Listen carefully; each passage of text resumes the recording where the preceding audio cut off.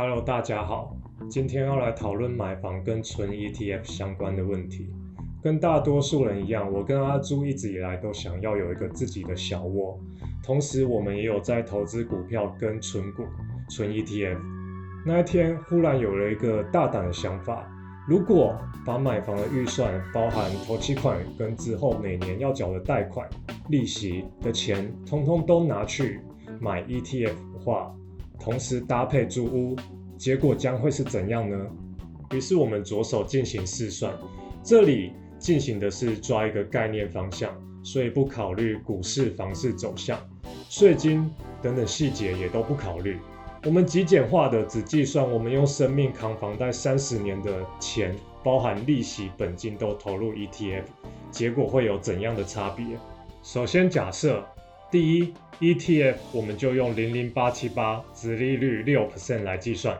假设它的价格殖利率都不会变，就是这么 rough。对，那第二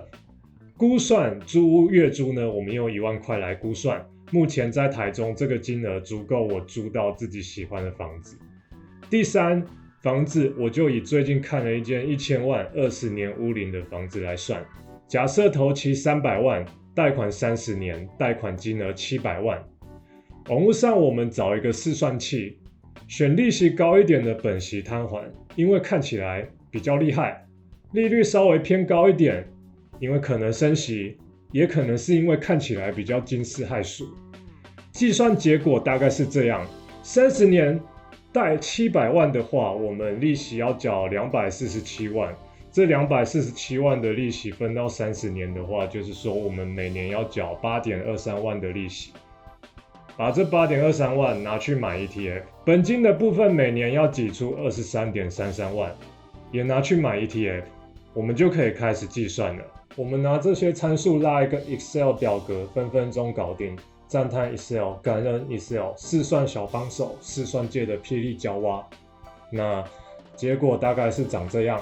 第一个栏位是我们第一年300万头期买了00878，第二个栏位是这300万的00878，第一年就会配息18万。第三个栏位是刚刚假设每个月月租1万，所以年租12万。第四个栏位是贷款每年要缴的利息，第五个栏位是每年要缴的本金。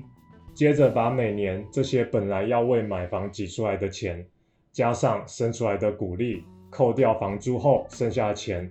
再投入到00878。30年后结果就是，现在买房开始背房贷，过了30年，我手上会有一间屋龄50年的房子，然后就没有然后了。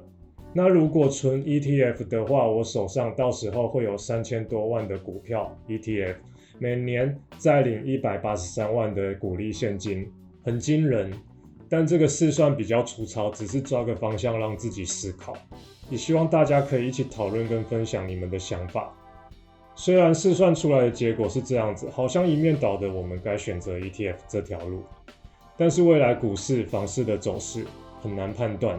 而且天性上有一个自己爱的小屋带来的安全感可能是无价的。对于这个人生难题，我决定